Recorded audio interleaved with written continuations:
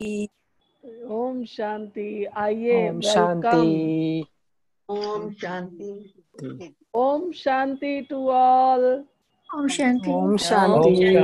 ओम शांति। ओम शांति। ओम शांति। अच्छा देखो, बाबा हम बच्चों को कितना अनुभवी बना रहा है। लगता है सबको हम अनुभवी बन रहे हैं। हमने कभी ऐसा सोचा नहीं था कि हम सब अपने अपने स्थान पर बैठे रहेंगे और बैठकर ज्ञान चर्चा करेंगे, योग करेंगे, बाबा के अनुभवों की लेन देन करेंगे और अपनी तपस्या भी करेंगे। बाबा बहुत बार मुरलियों में कहते हैं, बच्चे अंतवाहक शरीर लेकर उड़ जाओ। क्योंकि शास्त्रों में एक गायन है कि लीला और चुड़ाला दो नाम हैं, वो अंतवाहक शरीर लेके उड़ जाया करती थी और फिर वहां जाकर जिसको जो मदद करनी होती थी, काम करना होता था, वो करके आ जाती थी। तो बाबा ने बहुत सी मुरलियों में कहा हुआ है, बच्चे तुम भी ये अभ्यास करो। अंतवाहक शरीर माना, अंतवाहक माना जो हमारा सूक्ष्म शरीर है, सूक्ष्म जो हमारी कॉन्शियसनेस है, इसको लेके चले जाओ और कहीं भी जाके सेवा करके आ जाओ। लेकिन शायद हमारा अभी तक वो अभ्यास तो हुआ नहीं है, मेरा तो नहीं हुआ अंतवाहक शरीर का। तो बाबा ने कहा, अच्छा बच्चे कोई बात नहीं, अंतवाहक शरीर का अभ्यास नहीं है तो चलो इन साधनों से चलो। लेकिन अभी हम महसूस कर सकते हैं कि अगर हम इन साधनों से बैठकर पूरे विश्व में बातचीत कर सकते हैं, तो बताइए अंतवाहक शरीर लेकर क्यों नहीं कर सकते। लेकिन उसके लिए बहुत गहरा अभ्यास चाहिए। तो ये भी बाबा हमें अनुभव करा रहे हैं। तो आज हम साधनों के द्वारा लॉस एंजलिस के सब भाई बहनों से मिल रहे हैं। सब भाई बहनों को जयपुर में बहुत बहुत बहुत स्वागत, वेलकम।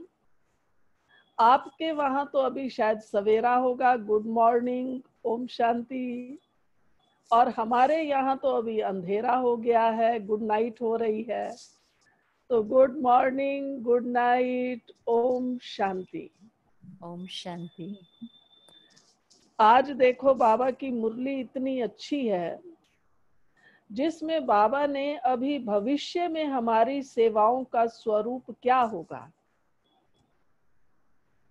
और उस स्वरूप को समझने के लिए, प्रैक्टिकल में लाने के लिए हमें क्या करना होगा।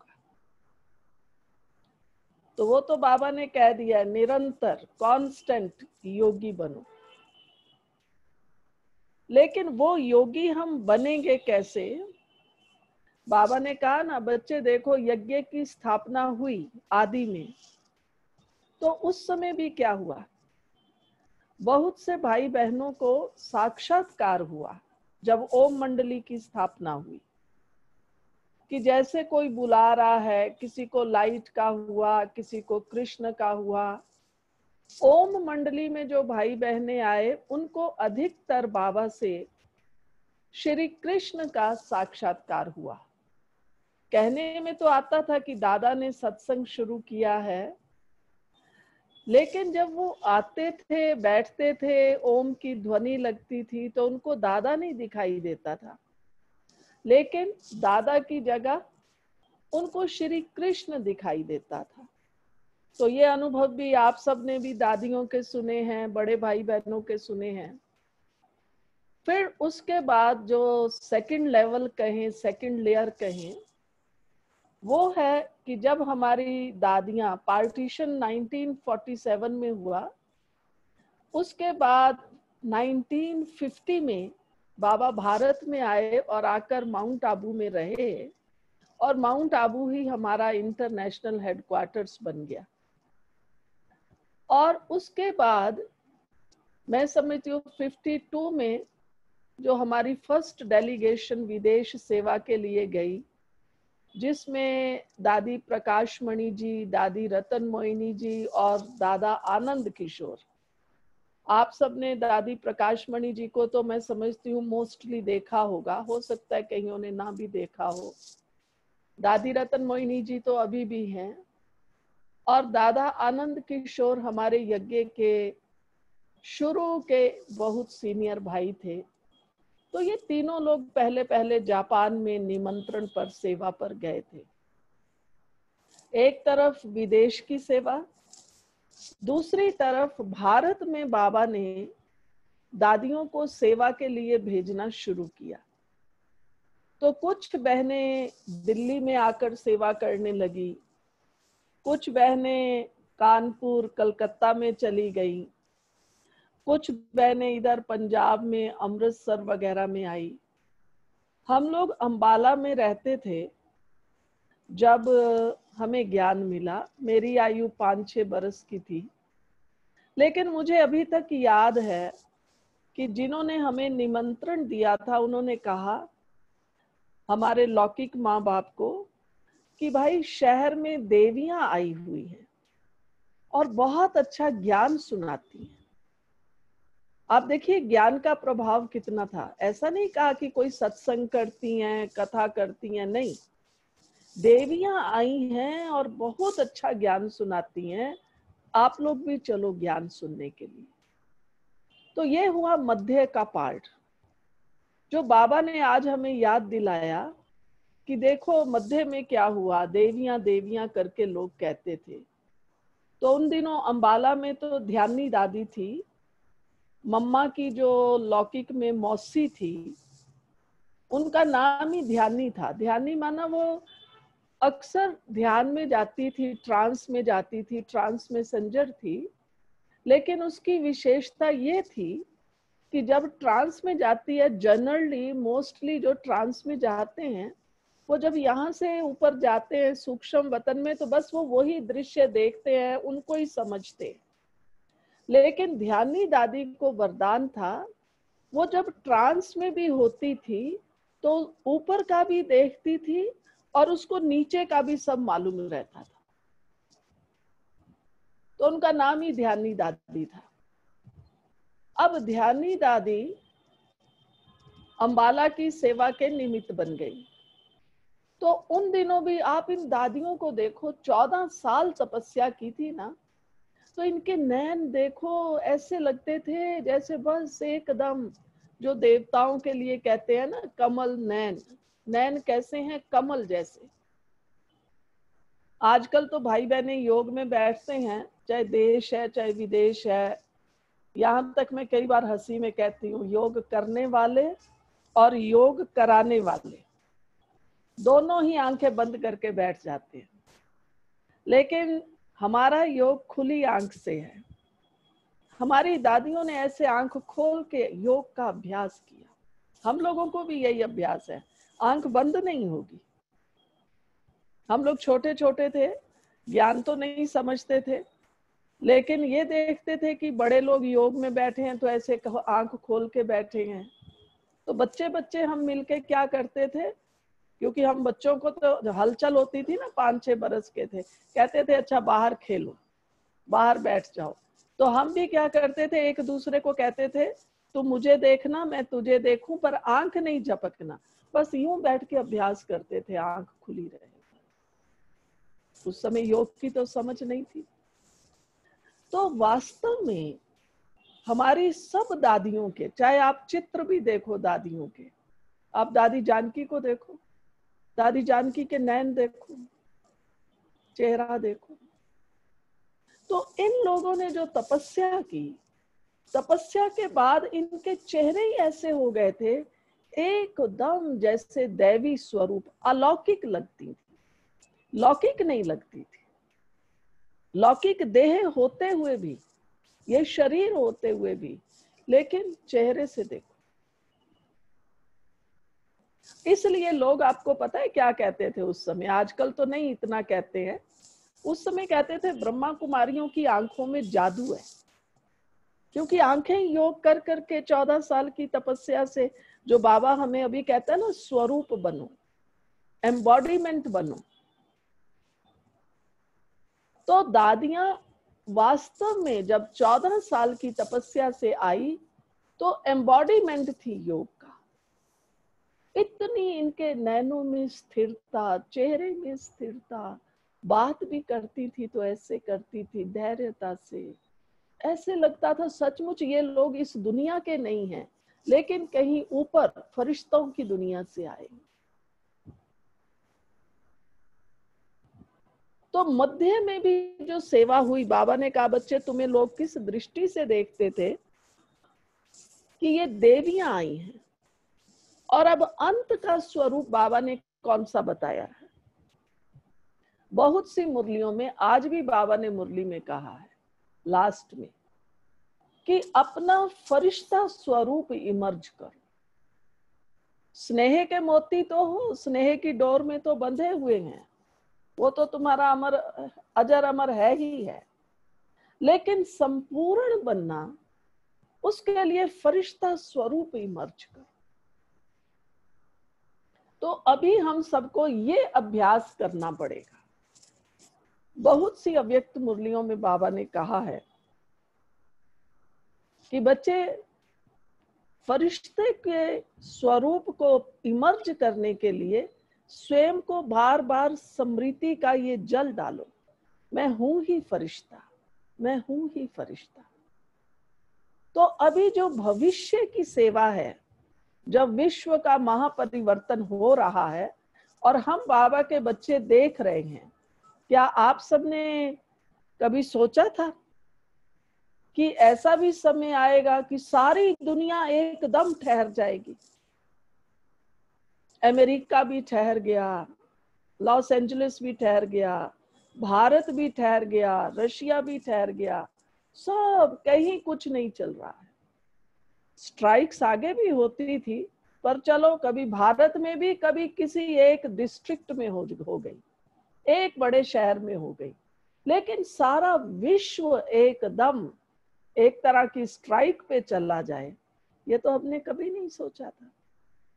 साकार में मुरलियां जरूर सुनते थे। बाबा ने कहा था बच्चे अंत में ऐसा समय आएगा जब तुम घरों से बाहर नहीं निकल सकेंगे, आना चाहेंगे आ नहीं सकेंगे। तो हम क्या सोचते थे कि बाबा ने कहा है ना अंत समय, विनाश के समय में बाहर नहीं निकल सकेंगे, तो क्या होगा, कर्फ्यू लग जाएगा इसलिए नहीं निकल सकेंगे। या फिर सोचते थे हो सकता है सिविल वॉर हो, लोग डर के मारे घर में बैठ जाएंगे, बाहर नहीं निकलेंगे।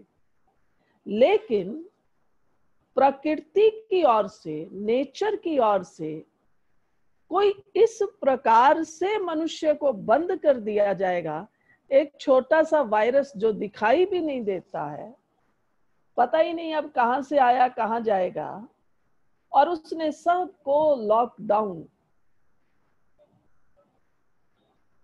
तो कहावत है कि मनुष्य अगर मानता नहीं है, पाप पाप पाप करता ही रहता है, तो भगवान का डंडा ऐसा लगता है जो उसकी आवाज भी नहीं होती।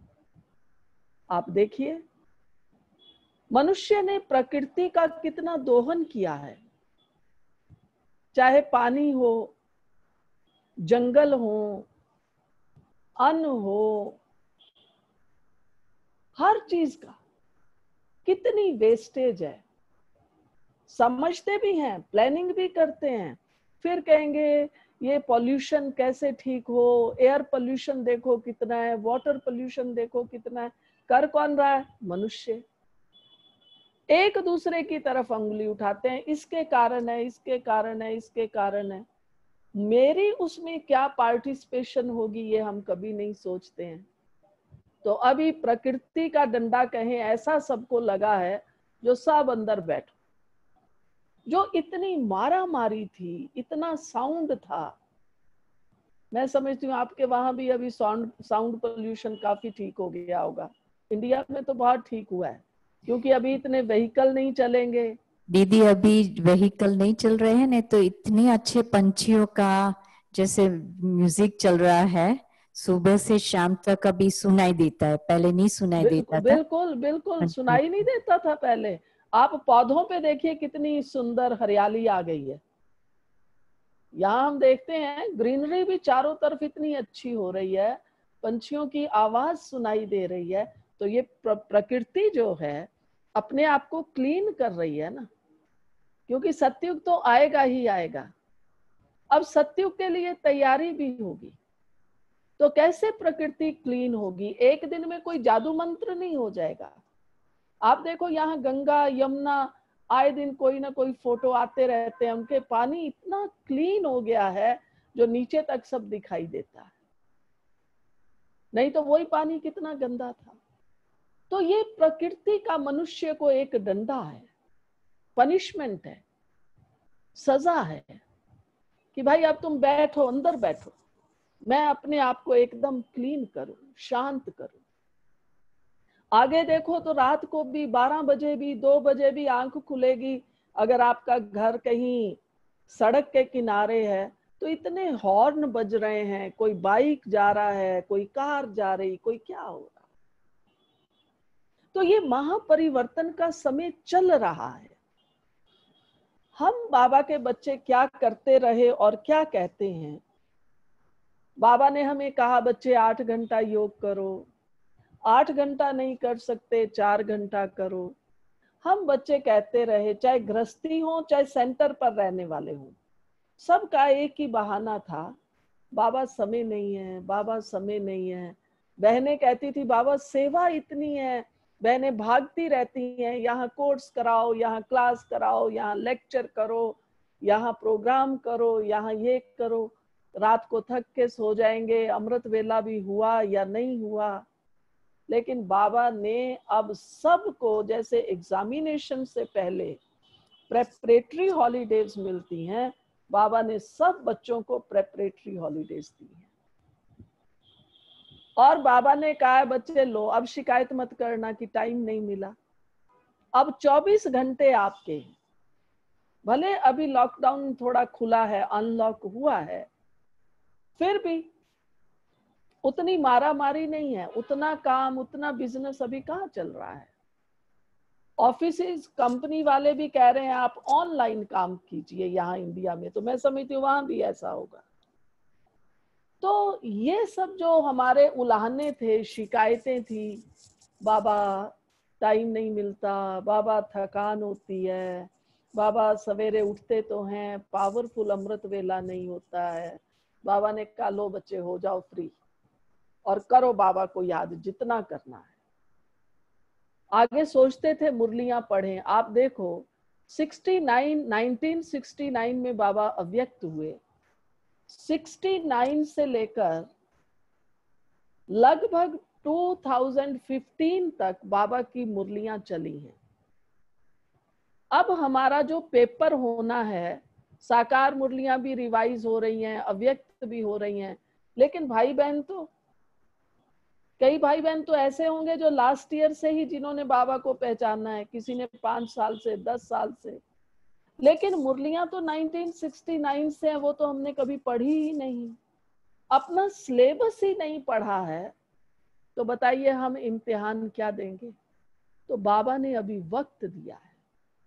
हम भाई बहनों को चाहिए कि हम अपना समय फिक्स करें। मैं हमेशा कहती हूँ 2 घंटा सवेरे, 2 घंटा दोपहर को, 2 घंटा शाम को, आपका 6 घंटा ऐसे ही हो जाएगा। अब आप 2 घंटा योग में बैठेंगे तो आपका योग नहीं लगेगा, क्योंकि अभ्यास नहीं है। 2 घंटा सवेरे बैठ के अव्यक्त मुरलियां पढ़ो, 2 घंटे में 2-3 मुरलियां हो जाती हैं, पढ़ो, उनको अंडरलाइन कर लो, बाद में उसका मुख्य पॉइंट जो बहुत अच्छा लगे उसको नोट कर लो, और फिर सारा दिन उसका मनन चिंतन करो, उसका अभ्यास करो, तब तो हम पेपर दे सकेंगे, नहीं तो हम पेपर कैसे देंगे बताइए। तो 2 घंटा सवेरे बैठकर मुरलियां पढ़ो। चलो फिर मान लिया आपको कोई बहुत काम है ऐसा, आपका मनन चिंतन कर्म करते नहीं हो रहा, कर्म योगी नहीं बन पा रहे हैं, तो 2 घंटा कोई भी दिन में और दोपहर को, शाम को फिक्स करो, अब मुझे बैठ के मन करना है, देखना।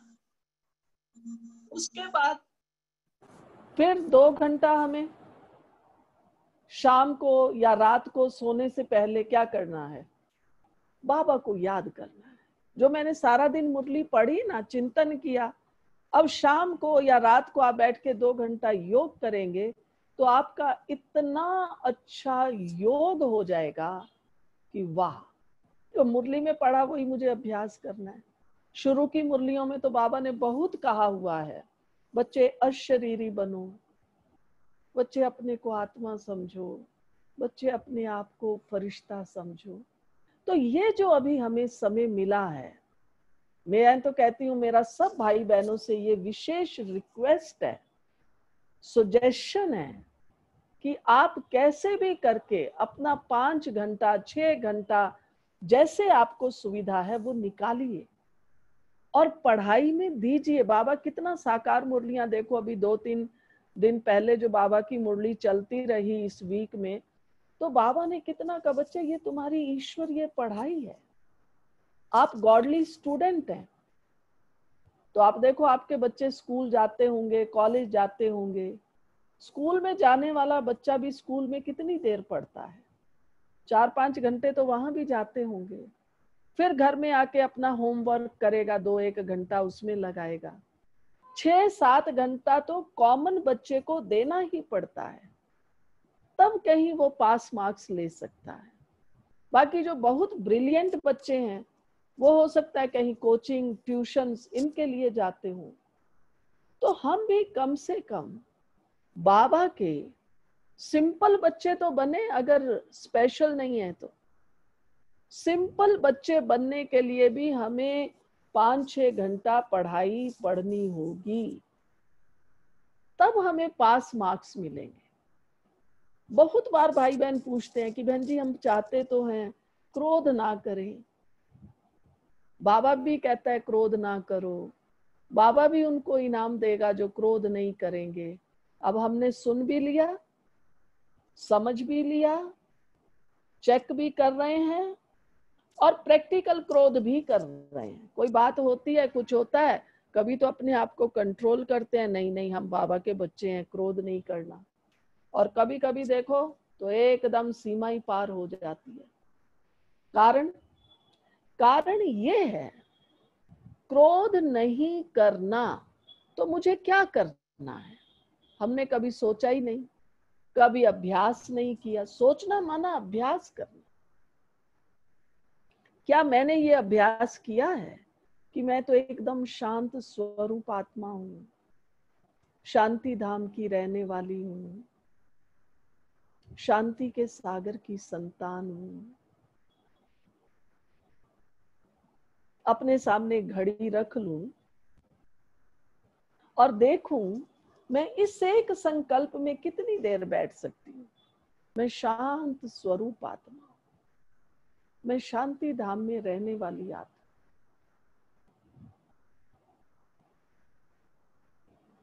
अपने आप को कमांड दीजिए, अपने आप को संकल्प दीजिए, अभ्यास करिए। तो केवल सुनने से, कहने से, प्रतिज्ञा करने से हमारा क्रोध नहीं समाप्त होगा, हमारी कमजोरियां नहीं निकलेंगी। हमें इन सब के लिए अभ्यास करना है। तो आज तो बाबा ने मुरली में संस्कार बदलने की इतनी अच्छी विधि बताई है। अब आप ये नहीं सोचना कि अरे हम तो 10 साल से ज्ञान में हैं, 20 साल से हैं, 30 साल से हैं, 1 साल से हैं, 1 महीने से हैं, हमारे में तो परिवर्तन नहीं आ रहा। आज बाबा ने कहा, बच्चे जो दुनिया में कहते हैं ना, करो सेवा और खाओ मेवा, तो सेवा का मेवा है संस्कार परिवर्तन, जिसमें बाबा ने कहा बच्चे देना ही लेना है। क्या देना है? देने की विधि क्या है? हम दृष्टि से, वृत्ति से, वाणी से, कर्म से, वाइब्रेशन से, अपने संग से दूसरों को क्या दें? शांति का दान दें, पवित्रता का दान दें। बाबा ने कहा बच्चे, जैसे किसी पर कोई ग्रहचारी बैठ जाती है ना, ग्रहण लगता है, तो लोग फिर क्या करते हैं, कहते हैं भाई कुछ दान करो तो आपका ग्रहण उतर जाएगा, दे दान तो छूटे ग्रहण। तो अब हमारे पर भी जो पुराने नेगेटिव विकारी संस्कारों का ग्रहण लगा हुआ है, इन संस्कारों से लड़ने की आवश्यकता नहीं है, संघर्ष की आवश्यकता नहीं है, लेकिन अभ्यास की आवश्यकता है। मान लो मैं नेचर में बहुत अग्रेसिव हूं, या मेरी थोड़ी खाने में बहुत आसक्ति है, अट्रैक्शन है, ये खाऊं ये खाऊं ये खाऊं, फैशन की वृत्ति है, ये भी होना चाहिए, ऐसा भी होना चाहिए, ऐसा भी होना चाहिए, तो अब मुझे क्या करना पड़ेगा, अभ्यास करना होगा। अग्रेसिवनेस नहीं चाहिए तो क्या चाहिए, धैर्यता चाहिए, पेशेंस चाहिए। तो मैं अभ्यास करूं, दिन में अपना प्रोग्राम बनाऊं कि मुझे दिन में 2 बार 5 बार ये अभ्यास करना है, 10-10 मिनट का अभ्यास। मैं एकदम शांति दाता के पास बैठी हूँ, धैर्यवत आत्मा हूँ, बहुत स्वीट हूँ। बाबा तो हमें मुरली शुरू करता है तो क्या कहता है, कहता है मीठे बच्चे। और जब मुरली समाप्त करते हैं बाबा, तो हमें कितनी ऊंची नजर से देखते हैं, कहते हैं मीठे मीठे सिकिल दे बच्चों को। मुरली शुरू की तो मीठे बच्चे, और बाबा वो 2 पेज 3 पेज की मुरली सुनाने के बाद एक्सपेक्ट करते हैं मेरे बच्चे मीठे मीठे बन गए हैं। तो मीठे मीठे तो हम तभी बनेंगे ना जब अभ्यास करेंगे। बस सुन लिया, हाँ मीठे मीठे सिकिल दे बच्चों को याद प्यार, हम भी कह देते हैं मीठे मीठे बाप दादा को हमारा याद प्यार, लेकिन सचमुच मीठे बने। मैंने मीठा बन के उस स्वरूप में बाबा से गुड मॉर्निंग की, या मुझे तो थोड़ा आलस आ रहा था, नींद आ रही थी, मुरली सुन रही थी, ऐसे हो रही थी, फिर जैसे ही सुनाने वाले ने कहा मीठे मीठे सिकिल दे, तो मेरी थोड़ी सी आंख खुली। फिर मैं उसी सुस्ती में ही बाबा को कहती हूँ, बाबा गुड मॉर्निंग, नमस्ते। तो आप बताइए मुझे क्या प्राप्ति होगी। मुझे वो स्वरूप बनना पड़ेगा, ये अभ्यास करें। तो हम नोट करें कि मुझे क्या क्या बनना है, कौन कौन से गुणों को धारण करना है। घबराना नहीं कि अरे मुझे तो शांत भी रहना है, धैर्यता भी चाहिए, अच्छा अनासक्त भी बनना है, इतना सब करने की आवश्यकता नहीं है। आप कोई भी एक गुण ले लीजिए, मुझे अच्छा शांत रहना है, या अनासक्त भाव में रहना है, या सबसे मिलकर चलना है, प्रेम से चलना है, कोई भी एक गुण चाहिए आपको 10, उन 10 में से भी एक जो आपको मोस्ट इंपॉर्टेंट लगता है उसको चुन लीजिए और बाबा के आगे बैठिए। मान लो मेरे अंदर जेलसी, ईर्ष्या, द्वेष का संस्कार है, तो क्या चाहिए, प्रेम चाहिए ना। तो मनुष्यों का प्रेम मुझे शक्ति नहीं दे सकता, लेकिन प्रभु प्रेम जो सर्वोच्च है वही मुझे शक्ति दे सकता है। तो मैं योग में बैठूं, बाबा प्यार का सागर है, अनुभव कर। बाबा मेरा सच्चा सच्चा माता पिता है, बाबा मेरा शिक्षक है। कितना प्यार से बाबा मेरी पालना कर रहा है। माँ बाप लौकिक स्थूल पालना बच्चे की करते हैं, अच्छा खाने पीने को देंगे, दूध देंगे, ये देंगे, वो देंगे, लेकिन बाबा हमारे मन और बुद्धि के लिए ज्ञान दूध, ज्ञान अमृत दे रहे हैं। फिर मुझे डाइजेस्ट हो रहा है। डाइजेस्ट होना माना मैं उसका अभ्यास कर रही हूँ, मनन चिंतन कर रही हूँ। अगर मैं मनन चिंतन कर रही हूँ, अभ्यास कर रही हूँ, तो स्वतः ही मेरे वाइब्रेशन भी वही जाएंगे। अपने आप वाइब्रेशंस की सेवा होती जा रही है। अब देखो यहाँ इंडिया में इस समय गर्मी है बहुत, तो हम क्या करते हैं, पंखा चलाते हैं, एसी चलाते हैं ताकि ठंडक। और जब बाहर से आते हैं, बहुत गर्मी से कहीं से आए, कमरे में आते हैं, एसी ऑन है, कहते हैं अरे वाह बहुत गर्मी है, यहाँ तो एकदम कूल है। तो वो वाइब्रेशन हमें ये शरीर का सुख देते हैं ना। ऐसे ही अगर मेरा निरंतर अभ्यास चल रहा है, मुझे धैर्यवत होके रहना है, मुझे सदा प्रभु प्रेम में ही डूबे हुए रहना है। आप कहेंगे हमें तो ज्यादा चिंतन आता नहीं, मत कीजिए। बाबा की मुरली जो सुनते हैं उसमें से एक पॉइंट, आज बाबा ने मुझ आत्मा की पालना कैसे की है,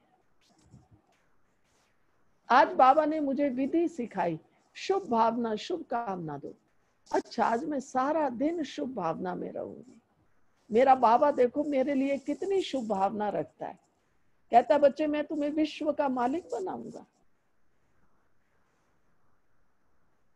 बच्चे मैं तुम्हें मनुष्य से देवता बनाऊंगा। आज तक आपको किसी ने कहा था ऐसा? आपके फ्रेंड्स ने, टीचर्स ने, पेरेंट्स ने कहा था ऐसा? कौन कह रहा है तुम विश्व का मालिक बनोगे? कौन कह रहा है तुम देवता बनोगे? कौन कह रहा है तुम्हें फरिश्ता बनना है? ये है उस सुप्रीम का प्यार, बाबा का प्यार। उसको अनुभव करो और प्यार को अनुभव करके बाबा को शुक्रिया अदा करो। थैंक यू बाबा, आज तो आपने 5 मिनट में मुझ आत्मा को इतना भरपूर कर दिया। वाह बाबा, मैंने तो सोचा ही नहीं था भगवान प्यार करेगा। मुझे तो विधि भी नहीं आती थी भगवान से प्यार कैसे करना है और कैसे लेना है। वाह मेरे बाबा, तेरा शुक्रिया।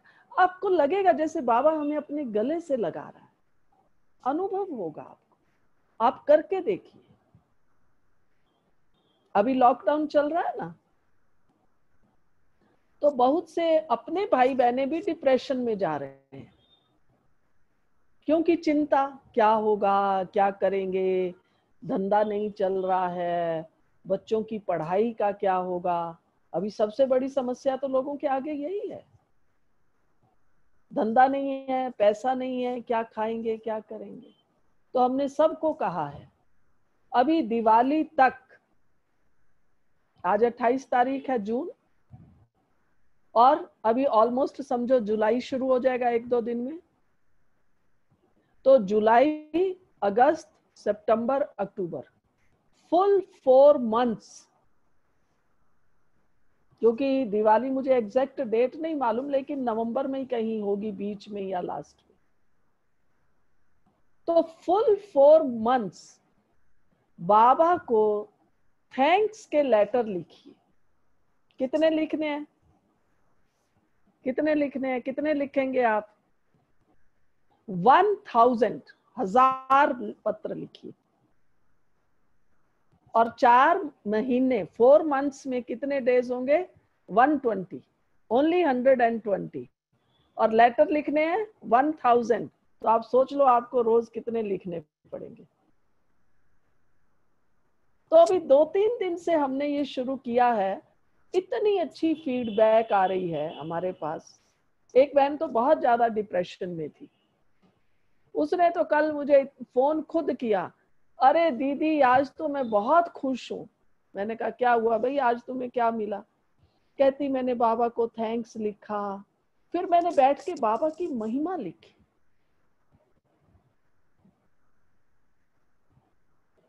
तो इसमें शक्ति है, क्योंकि नहीं तो हम हर घड़ी यही करते रहते हैं, यही कहते रहते हैं बाबा ने मुझे दिया क्या है।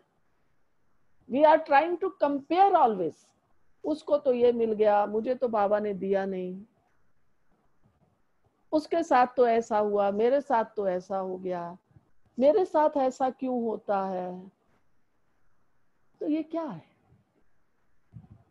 हम अपने आप को दुखी करते रहते हैं, कॉम्प्लेक्स क्रिएट करते रहते हैं। कोई तो इंफीरियोरिटी कॉम्प्लेक्स में और कोई सुपीरियोरिटी कॉम्प्लेक्स में, कोई डिप्रेस हो रहा है और किसी के अंदर तो ईगो इतना ज्यादा है वो किसी को कुछ समझ ही नहीं रहा है।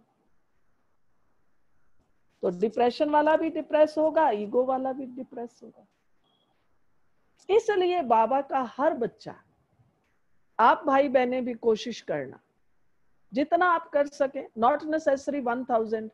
आप सोचते हैं नहीं हम तो 100 ही लिखेंगे, ओके, रोज एक पत्र लिखिए बाबा को। कोई सोचता है नहीं मैं तो 5 लिख सकता हूं, तो 5 लिखिए। हाँ बाबा, मैं आपका सपूत बच्चा हूँ, आज्ञाकारी बच्चा हूँ, आप बाबा जो कहेंगे हम करेंगे। हाँ, कभी फिर सवेरे उठते, आज मैं उठी बहुत फ्रेश थी, गुड मॉर्निंग बाबा, बाबा आज का दिन तो मेरा गोल्डन डे है, डायमंड डे है, थैंक यू बाबा, आज सवेरे मैं उठी तो मैं एकदम फ्रेश थी। वाह बाबा, वाह बाबा। तो ऐसे वाह बाबा, वाह बाबा, ऐसे नहीं मुरली सुनी बाबा कहता है वाह बच्चे वाह, बच्चे कहते हैं वाह बाबा वाह, मगर अनुभव कुछ भी नहीं। तो अनुभव के लिए हमें अभ्यास करना पड़ेगा, प्रैक्टिस प्रैक्टिस प्रैक्टिस। कोशिश कीजिए, बाबा को बार बार थैंक्स दीजिए। तो आज जो बाबा ने कहा ना, सेवा का मेवा खाओ, अब हमारी वो सेवाएं नहीं रहेंगी। अब आने वाले दिनों में हमारा सेवाओं का स्कोप जो है वो बदल गया है। आप देखिए आपकी क्लास कैसे हो रही है, ऑनलाइन। बहुत से भाई बहन मुझे जानते भी होंगे, बहुत से नहीं भी जानते हैं। आज हम सब एक दूसरे को जान गए, क्योंकि हमारा 84 जन्मों का हिसाब किताब है, 4 युगों का हिसाब किताब है। इकट्ठे मिल करके नई दुनिया में आना है, नई दुनिया में राज करना है। तो एक दूसरे को पहचानेंगे नहीं तो कैसे करेंगे? तो इसलिए ये जितना हम अभ्यास करेंगे तो हमारे अंदर दिव्यता आती जाएगी, डिविनिटी आती जाएगी। कैसे आएगी? अभ्यास से, प्रैक्टिस से। प्रैक्टिस नहीं करेंगे तो नहीं आएगी। अब बहुत से भाई बहन फिर ऐसे भी करते हैं, कहते हैं आज मैंने जो है 100 बार स्वमान को लिखा, बाबा ने जो स्वमान दिया है, मैं होली हंस हूं, मैं मास्टर सर्वशक्तिवान हूं। केवल लिखना नहीं है, आपने स्वमान भी लिखा, उसका अभ्यास करो। मैं हूं मास्टर सर्वशक्तिवान हूं, कह रही हूं मैं मास्टर सर्वशक्तिवान हूं। किसी ने मेरी बात को नहीं माना, किसी ने इंसल्ट कर दी, किसी को मुझसे एक्सपेक्टेशन है, मुझे तो फीलिंग आ गई, मेरा मूड ही ऑफ हो गया। ये सर्वशक्तिवान का हाल है। फीलिंग आना कमजोरी है या स्ट्रेंथ है? विचार कीजिए। तो इसलिए अब हमें अपने आप को पुरुषार्थ में एकदम लगन से लग जाना है। जब पुरुषार्थ लगन से करेंगे तो हमारा परिवर्तन स्वतः ही हो जाएगा। परिवर्तन करना नहीं पड़ेगा, अपने आप परिवर्तन होगा। तो बाबा ने तो आज बहुत सहज कर दिया। हमारा परिवर्तन कैसे हो? बाबा ने हमें इतना अच्छा टाइटल दे दिया, तुम कल्याणी हो, वरदानी हो, विधाता हो, दाता विधाता बनो। अब हम याद भी कर लेंगे, सुना भी देंगे।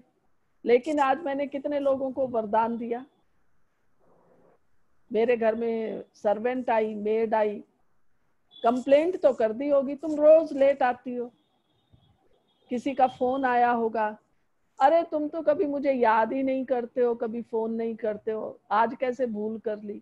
आप देखिए हमारा ट्रेंड क्या बना हुआ है, हमारा संस्कार कौन सा है? Always complaining to everyone.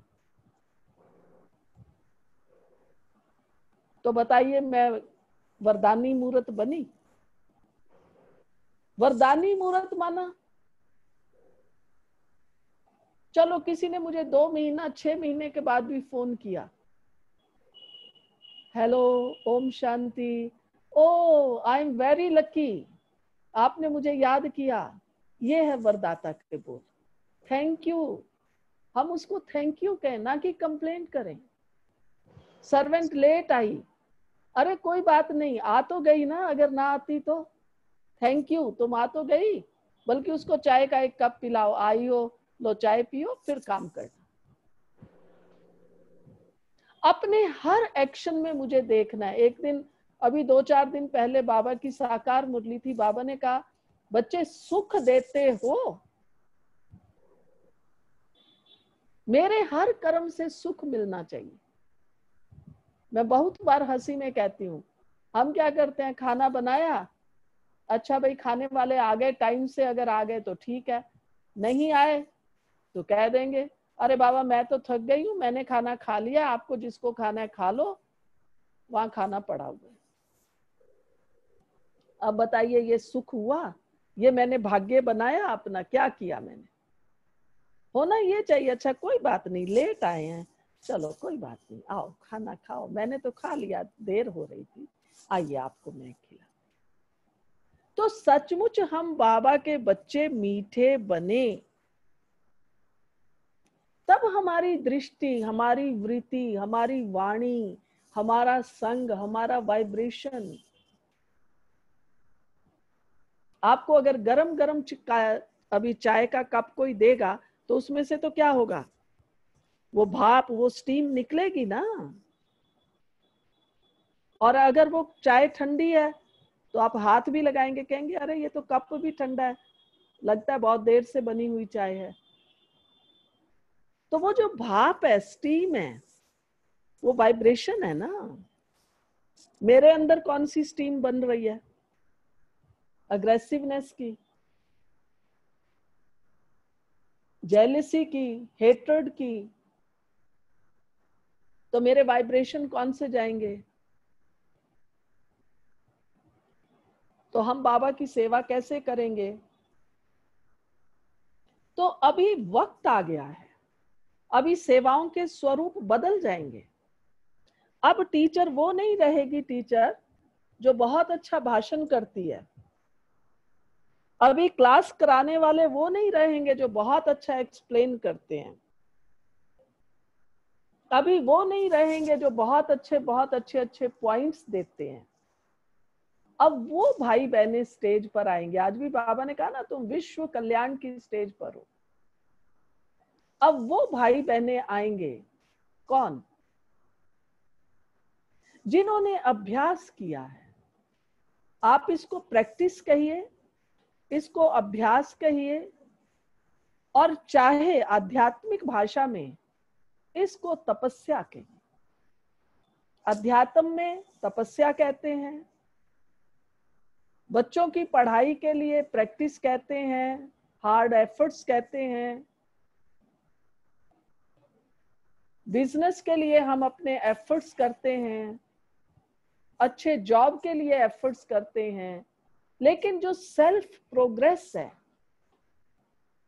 इसके लिए हम तपस्या करते हैं। तो तपस्या माना ऐसे बैठना नहीं है, मैं बैठ गई, मैं शुद्ध आत्मा हूं, शुद्ध आत्मा नहीं। भीतर में जाके देखो, मैं शुद्ध आत्मा हूं। कैसी शुद्ध आत्मा, कैसी श्रेष्ठ आत्मा, किस हद, किस लिमिट तक शुद्ध आत्मा। जैसे अपन कहते हैं ना, भाई ये सफेद रंग है, कहता सफेद कैसा है? दूध जैसा सफेद, चांदनी जैसा सफेद। कंपैरिजन है ना। मैं शुद्ध आत्मा, कितनी शुद्ध आत्मा, कितना श्रेष्ठ आत्मा। मेरे वाइब्रेशन एक बाबा की अव्यक्त मुरली है जिसमें बाबा ने कहा है कि बच्चे तुम्हारे वाइब्रेशंस कहाँ तक जाते हैं। आप अपने वाइब्रेशंस को भी देखो। जैसे आगे पुराने जमाने में, अब तो चेंज हो गया, LED लाइट्स आ गई हैं। आगे क्या होता था, बल्ब लगाते थे ना, 0 वॉट का, 60 वॉट का, 100 वॉट का। जितने वॉट का बल्ब होगा उतनी लाइट देगा। अभी भी हैलोजन यूज करते हैं, फोकस यूज करते हैं। जितना पावरफुल होगा उतनी लाइट तो देगा। मैं हैलोजन हूँ, फोकस हूँ, कौन है? मेरे वाइब्रेशन कहाँ तक जाते हैं? मैं आत्मा परम धाम में बैठी हूँ, अब बैठकर मैं अपने वाइब्रेशन दे रही हूँ। पूरे ग्लोब पे जा रहे हैं, या मेरे वाइब्रेशन अभी तक तो मेरे सेंटर पर ही आ रहे हैं, या सिर्फ मेरे पर ही आ रहे हैं, या सिर्फ मेरे देश तक जा रहे हैं? अनलिमिटेड। आज बाबा ने कहा ना, बेहद। बेहद का सोचो। बेहद माना अब हमारी दृष्टि, हमारी वृत्ति, हमारी वाणी, हमारे वाइब्रेशंस की सेवा अब होगी। और वाइब्रेशन हमारे तभी बनेंगे जब हम क्या करेंगे, ये तप करेंगे।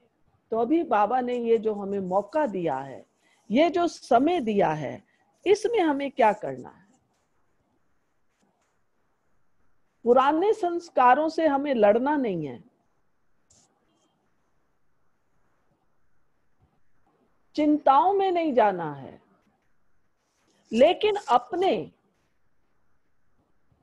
जो श्रेष्ठ संस्कार हैं, जो हमें बाबा ने दिए हैं, विश्व कल्याणकारी आत्मा हूं, और कौन हूं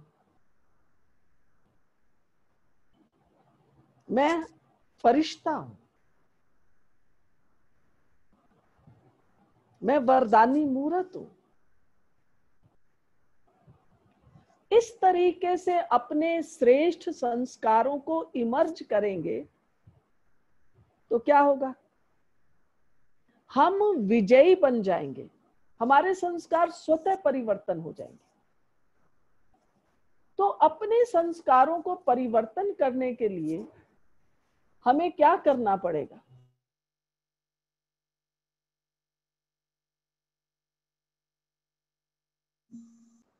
श्रेष्ठ संस्कार ना हर घड़ी इमर्ज रखेंगे, उतना हम आत्माएं क्या बन जाएंगी? उड़ती कला में आ जाएंगे। तो बाबा ने तो अब कार्य सहज कर दिया है। दीदी हमारे पास से तो समय है, आप जितना कर सके। अच्छा, हाँ हमारे पास तो समय, हमारा सुबह का खाली 8:30 बजा है। अच्छा। चलो ठीक है। मेरे सामने तो घड़ी भी नहीं है। अरे भाई, यहाँ घड़ी तो है नहीं है तो हमको मीन्स बहुत अच्छी टिप मिल रही है। चलो ठीक है। तो इसलिए कहने का भाव ये है, हमने साकार में जो मम्मा बाबा को देखा वो यही देखा। बाबा आज भी बाबा ने मुरली में याद कराया ना, बाबा के आगे बहुत प्रश्न लेके जाते थे, और बाबा ना एक ही बात कहता। जब हम बाबा से मिलते थे, कोई भी बाबा के सामने आता था तो बाबा कहते थे, आओ बच्चे। बस बाबा का आओ बच्चे कहना, दृष्टि देना, और उसके सारे मन के प्रश्न भूल जाना। तो कई कहते हैं कि बाबा के सामने जाते थे ना तो सब भूल जाता था। भूल नहीं जाते थे। वास्तविकता क्या है, बाबा का अपना आत्मिक अभ्यास इतना था, अशरीरी बनने का अभ्यास इतना था, जो कोई भी आता था तो वो उसी दायरे में, उसी सर्कल में बंध जाता था। क्योंकि जो क्वेश्चन है, प्रॉब्लम्स हैं, वो तो देह अभिमान से है ना।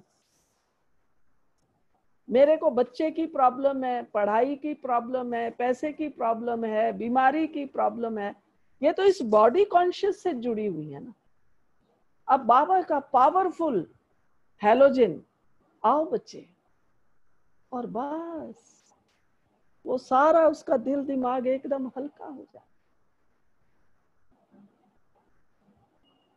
इसलिए अब हर भाई बहन अपने मन में ये लगन लगाए कि मैं ही बाबा को प्रत्यक्ष करने वाला इंस्ट्रूमेंट हूं।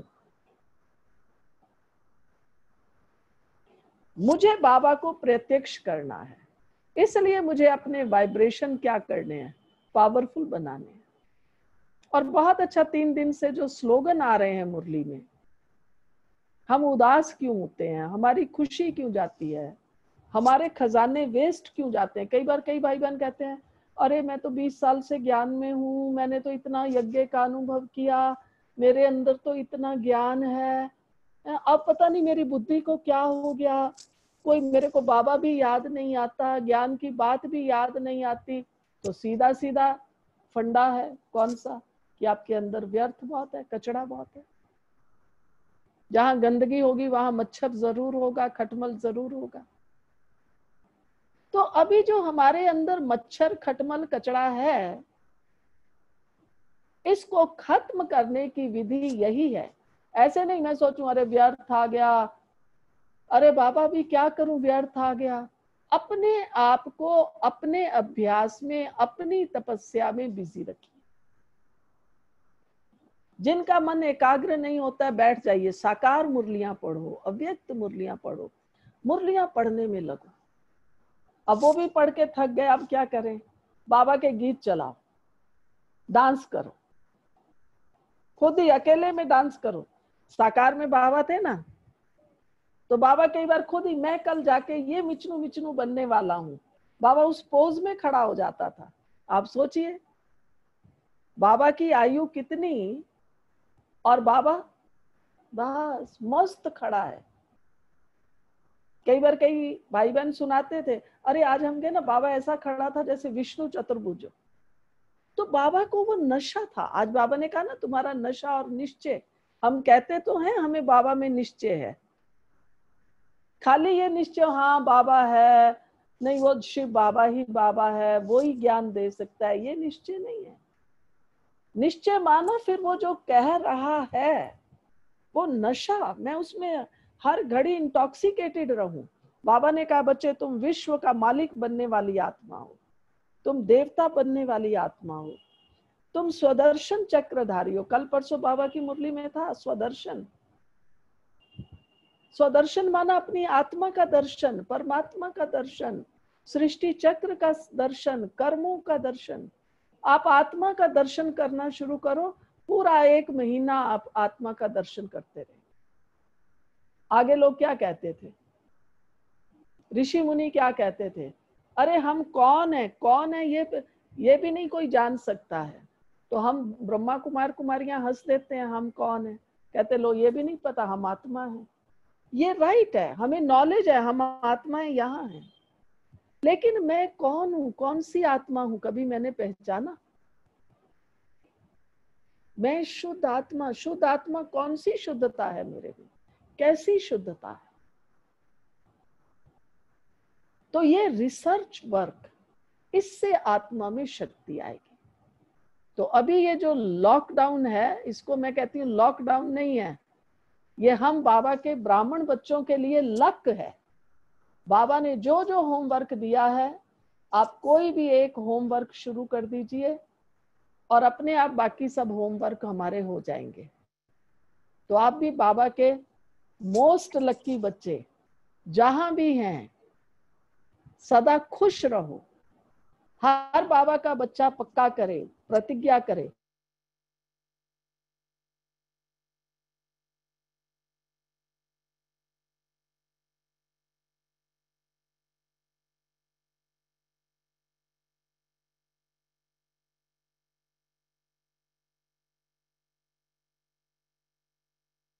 आपका फ्रोज हो गया है।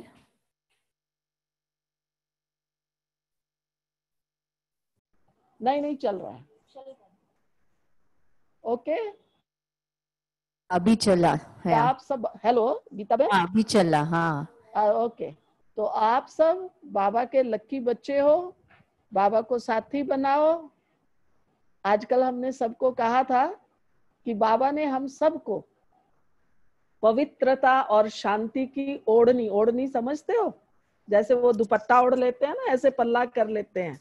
तो बाबा ने हम सबको शांति और पवित्रता की शक्ति की ओढ़नी उड़ा दी है, तो हम ऑलवेज सेफ हैं, नो वरी। हाँ, चिंता मत कीजिए, खुश रहें, खुशी बांटें, बाबा को साथी बना के रखें। यही हमारी शुभ भावना आप सब भाई बहनों के लिए है। ओम शांति। अब ओम कुछ पूछना हो शांति। तो पूछिए। किसी को प्रश्न है तो जरूर पूछिए। लगता है कि दीदी ने दिया है, अब तो होमवर्क ही होमवर्क है, और बहुत ही अच्छा कि बाबा के साथ के कैसे रहे। फिर भी किसी को प्रश्न है तो जरूर पूछिए प्लीज। कैलिफोर्निया ओम से शांति। प्रियम बेन बोल रही हूँ। तो जी जी आपकी बोलिए। एक स्टूडेंट है तेजस्वी बेन। तेजश्री, तेजश्री। हेलो, आवाज कट गया इसका। आपका आवाज नहीं आ रहा। प्रियम बेन। हाँ बोलिए, अब बोलिए। आया आवाज, गीता का आया है शायद। हाँ प्रियम बेन क्या आवाज उसका शायद स्टिल हो गया है, आवाज नहीं आ रहा।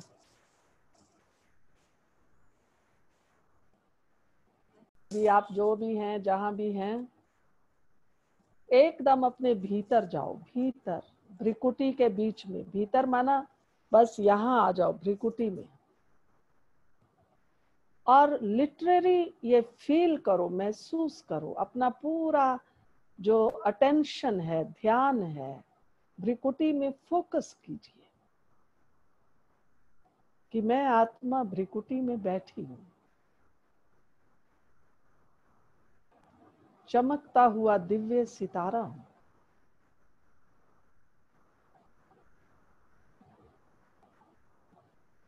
देखिए कैसी चमक है। मैं एकदम प्योर पॉइंट ऑफ लाइट हूं।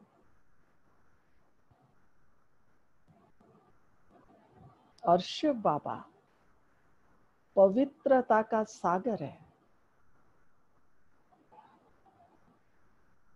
मैं पवित्रता के सागर शिव बाबा के पास पहुंच गई हूं। वाह बाबा।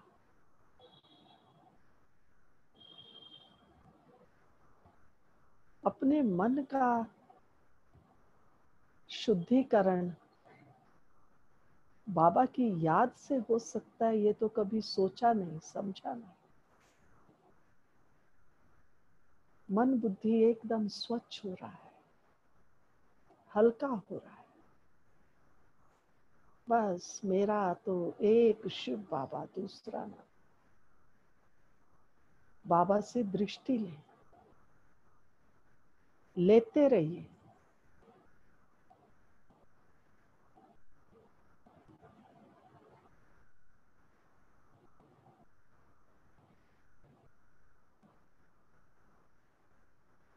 बाबा की दृष्टि से मुझ आत्मा के लिए प्रेम बरस रहा है।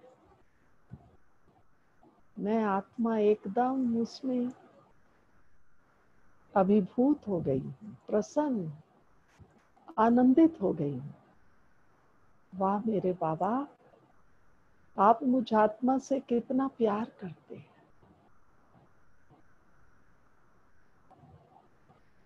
अब इस ही मनोस्थिति में मुझ आत्मा को रहना है। इसी शक्ति को संजोए रहना है। समेट के रखिए इस शक्ति को, और धीरे धीरे पुनः अपने कर्म क्षेत्र की ओर आ जाएं। ओम शांति। Thank you. ओम शांति दीदी, आपको बहुत बहुत शुक्रिया। और फिर हम मिलते रहेंगे।